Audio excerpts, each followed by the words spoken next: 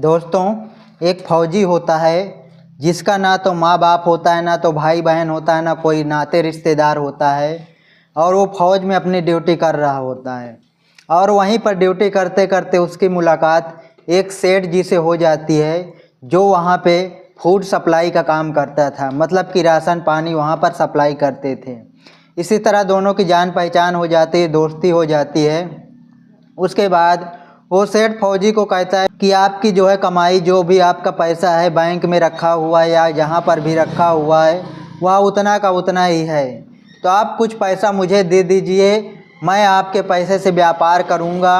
और जो है कि आपके पैसे से व्यापार करूँगा तो मेरा जो व्यापार बढ़ जाएगा, तो आपका पैसा भी वापस कर दूँगा। उसके बदले मैं आपको सूद ब्याज भी दूँगा।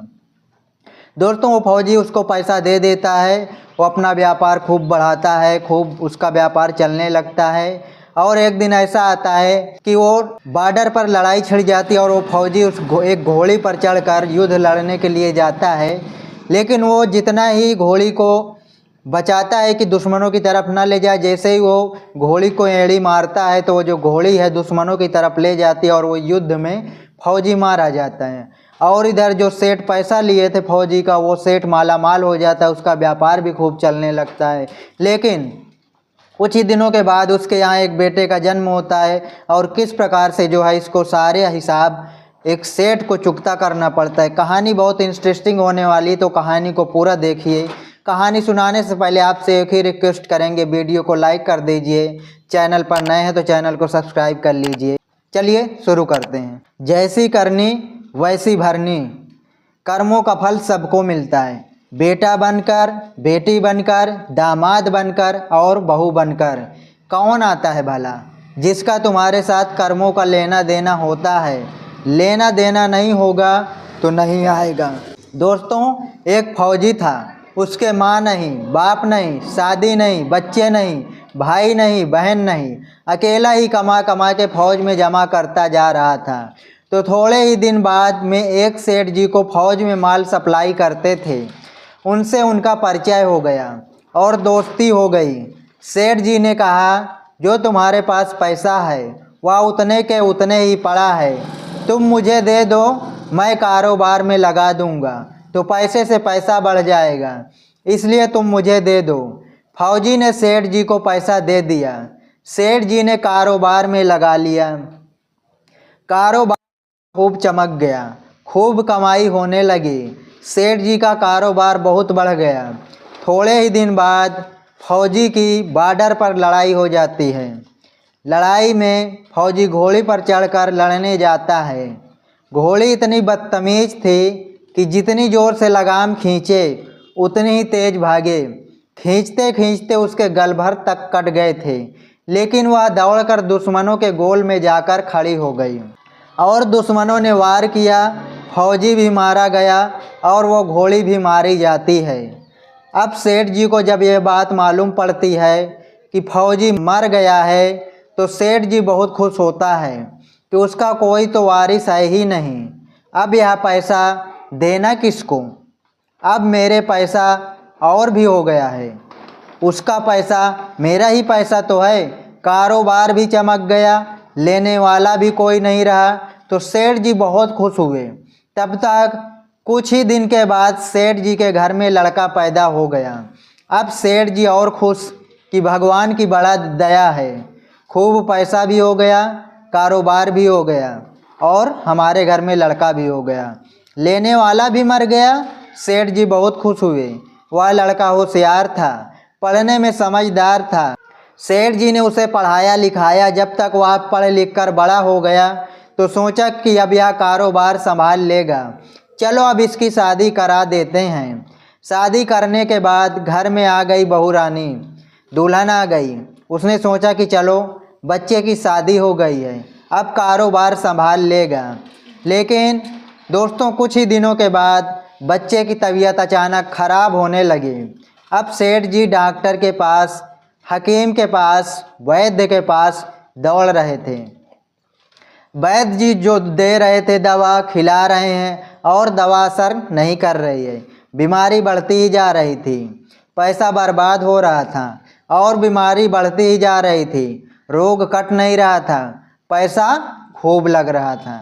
अब अंत में डॉक्टर ने कह दिया कि लाइलाज मर्ज हो गया है, इसको अब असाध्य रोग हो गया है, यह बच्चा 2 दिन में मर जाएगा। डॉक्टर के जवाब देने पर सेठ जी निराश होकर बच्चे को लेकर रोते हुए आ रहे थे। रास्ते में एक आदमी मिला। उसने कहा, अरे सेठ जी क्या हुआ, बहुत दुखी लग रहे हो। सेठ जी ने कहा, यह बच्चा जवान था, हमने सोचा बुढ़ापे में मदद करेगा, अब ये बीमार हो गया। शादी होते ही हमने इसके लिए खूब पैसा लगा दिया, जिसने जितना मांगा उतना दिया, लेकिन आज डॉक्टरों ने जवाब दे दिया अब यह बचेगा नहीं, असाध्य रोग हो गया है, लाइलाज मर्ज है, अब ले जाओ घर पर, 2 दिन में मर जाएगा। आदमी ने कहा, अरे सेठ जी तुम क्यों दिल छोड़ रहे हो, मेरे पड़ोस में वैद्य जी दवा देते हैं, 2 आने की पुड़िया खाकर मुर्दा भी उठकर खड़ा हो जाता है, जल्दी से तुम वैद्य जी की दवा ले आओ। सेठ जी दौड़ कर गए, 2 आने की पुड़िया ले आए और पैसा दे दिया। पुड़िया ले आए, बच्चे को खिलाई, बच्चा पुड़िया खाते ही मर गया। बच्चा मर गया। अब सेठ जी और ज़ोर ज़ोर से दहाड़े मार कर रोने लगे। सेठानी भी रो रही थी और घर में बहू रानी और साथ में पूरा गांव भी रो रहा है। गांव में शोर मच गया कि बहू रानी सेठ की कमर जवानी में टूट गई, सब लोग रो रहे हैं। दोस्तों तब तक एक महात्मा जी आ गए।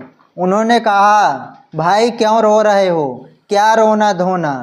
लोग बोले, इस सेठ का एक ही जवान लड़का था, वह भी मर गया, इसलिए सब लोग रो रहे हैं, सब दुखी हो रहे हैं। महात्मा बोले, सेठ जी रोना क्यों।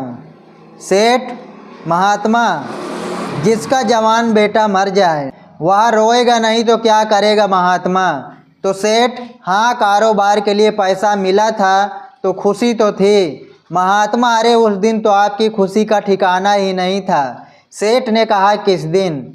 महात्मा जी बोले, अरे जिस दिन फौजी मर गया था, सोचा था कि अब तो पैसा भी नहीं देना पड़ेगा, माल बहुत हो गया है, कारोबार भी खूब चमक गया है, अब देना भी नहीं पड़ेगा, बहुत खुश थे। सेठ जी कहने लगे, हाँ महाराज खुश तो था महात्मा, और उस दिन तो आपकी खुशी का ठिकाना ही नहीं रहा, पता नहीं कितनी मिठाइयाँ मोहल्ले में बट गईं। सेठ ने कहा, किस दिन महाराज। महात्मा बोले, अरे जिस दिन लड़का पैदा हुआ था।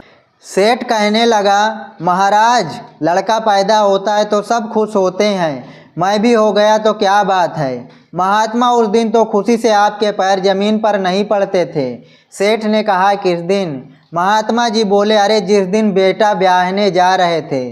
सेठ जी ने कहा, महाराज बेटा ब्याहने जाता है तो हर आदमी खुश हो जाता है, तो मैं भी खुश हो गया।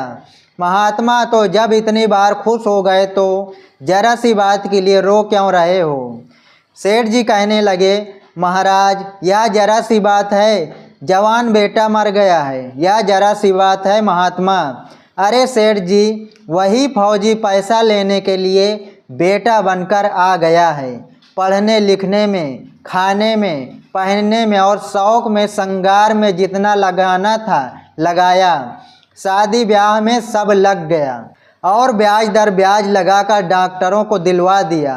अब जब 2 आने पैसे बच गए वह भी वैद्य जी को दिलवा दिए और पुड़िया खाकर चल दिया। अब कर्मों का लेना देना पूरा हुआ।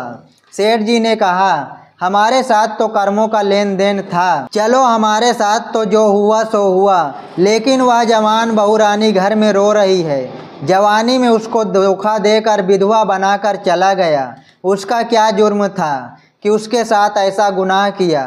महात्मा जी बोले, यह वही घोड़ी है जिसने जवानी में उसको धोखा दिया था, इसने भी जवानी में उसको धोखा दिया है। दोस्तों जिस प्रकार उस घोड़ी ने धोखा दिया था फौजी को, उसी प्रकार उस फौजी ने अगले जन्म में उसको भरी जवानी में विधवा करके चला गया। दोस्तों, आपको ये कहानी कैसी लगी कमेंट सेक्शन में ज़रूर बताएं और आप ये भी बताएं कि हमारा वीडियो किस शहर से, किस राज्य से, किस सिटी से देख रहे हैं। तो मिलते हैं अगली वीडियो में, तब तक के लिए नमस्कार, जय हिंद।